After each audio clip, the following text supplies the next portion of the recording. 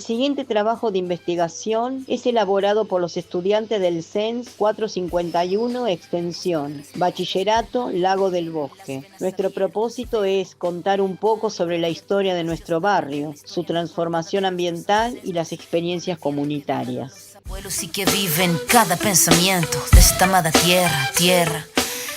La Chacra Romero o Palacio Lago del Bosque se encuentra ubicada en la calle Independencia y el Camino de la Ribera. Fue construido a mediados del siglo XIX por Pedro Benoit, quien era conocido por haber proyectado el trazado de Merlo, por el diseño de la iglesia La Merced, la Catedral de La Plata, la Catedral de Mar del Plata y entre otros proyectos. Hacia 1870, en Merlo, a cercanías del Puente Márquez, en la desembocadura del arroyo Torres del río Reconquista, el señor Juan José Romero construyó un tajamar, formándose así un pequeño lago artificial para el disfrute de su familia en las épocas de veraneo, dando así nombre al lugar Lago del Bosque. A principios de 1950, este macizo de tierra fue loteado en 1000 lotes y quien remató estas tierras fue la empresa Luis Maragia. Rica en tierra y hermosas vistas, llamarían la atención de muchos para pasar un fin de semana, asentarse y construir, o la llegada de las grandes empresas debido a la cantidad de agua que poseía el terreno. Tras un loteo en 1950 y la llegada de las empresas, el lugar no tardaría en poblarse y los trabajadores, junto a sus familias, se asentaron en los alrededores. Varios vecinos comentan, en su momento fue el lugar más hermoso de todo Merlo y del oeste. El atractivo paisaje fue algo que se mencionó de forma constante en todas las entrevistas y que dejó entrever cómo el barrio Lago del Bosque es recordado con tanto cariño. Y hablando ya de su paisaje, ¿qué era lo que había antes de toda la basura y contaminación?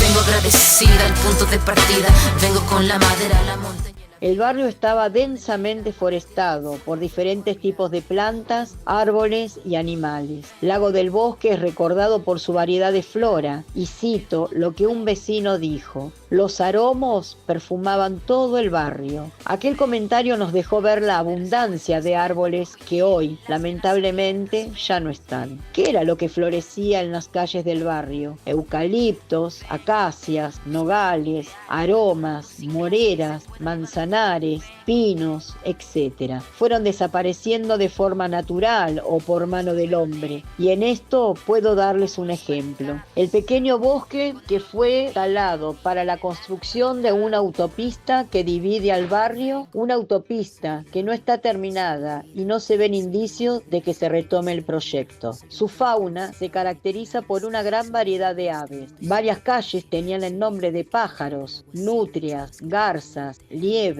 En los últimos metros de su desembocadura en el río Reconquista se formaba un lago artificial de casi 3 metros de profundidad y aguas cristalinas. Tanto el río como el lago abundaban una gran variedad de animales acuáticos, entre ellos peces, reyes, tortugas, ánguilas, cangrejales. El río Reconquista tiene su nacimiento en la confluencia de los arroyos La Choza y Durazno, en el partido de Marcos Paz. Después se suma el arroyo La Horqueta, último tributario aguas arriba de la represa Ingeniero Rugero, que con su lago artificial y construida en el límite de los partidos de General Rodríguez, Marcos Paz, Moreno y Merlo, es el límite de la cuenca alta del río. En la cuenca media recibe aporte de los arroyos Las Catonas y Morón. A partir de aquí comienza la cuenca baja, que desemboca en el río Luján a la altura del partido de Tigre, que a su vez, tras pocos kilómetros de recorrido, desemboca en el río de la Plata. El Reconquista también fue conocido como el río de las Conchas. Abarca 18 partidos del área metropolitana de Buenos Aires. En total recorre 82 kilómetros. El crecimiento demográfico que experimentó la cuenca del río Reconquista tuvo que ver con el boom del loteo popular a partir de la década de 1940, que desencadenó la urbanización de las áreas periféricas atmosféricas Cava.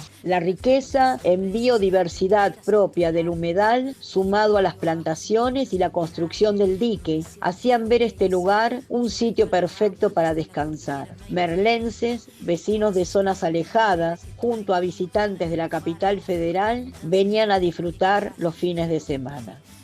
Este viaje no hay fuerza que supere mi naturaleza, ni máquina alguna que tenga. Pocos años después de su loteo, Lago del Bosque comenzó lentamente a poblarse y a urbanizarse. Este proceso será duro y difícil para los vecinos. Este barrio se construyó a base de las luchas conjuntas de todos, de sus voces, alzadas para poder vivir en un espacio mejor y decente. A pesar de su exuberante belleza, Lago del Bosque carecía de servicios básicos para sobrevivir. Es ahí cuando la organización de todos los vecinos y su determinación por vivir en condiciones dignas marcaría un antes y un después en la historia del barrio. La sociedad de fomento, creada en los años 50, sería el lugar perfecto para que los vecinos se reunieran para planear la mejora del barrio.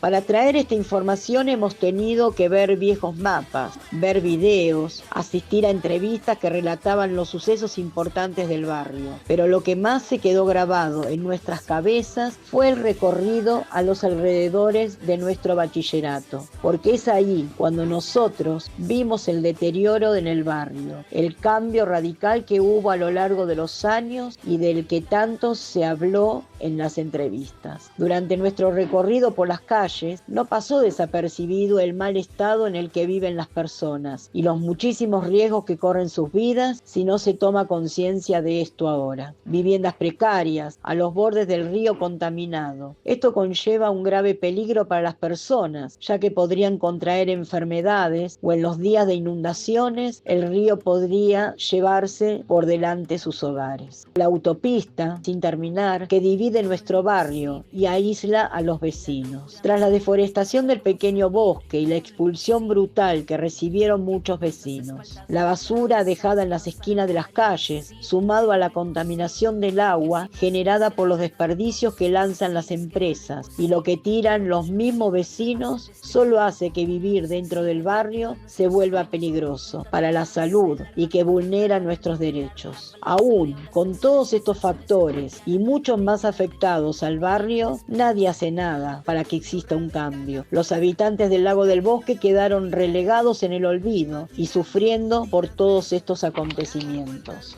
Nosotros tenemos derecho a vivir en una vivienda digna, tenemos derecho a la salud y a vivir en un espacio libre de contaminación. Estos son derechos humanos que el Estado tiene que garantizar para que todos los habitantes de Argentina vivan bien. Pero hoy estos derechos son ignorados y lo estamos viviendo en carne propia.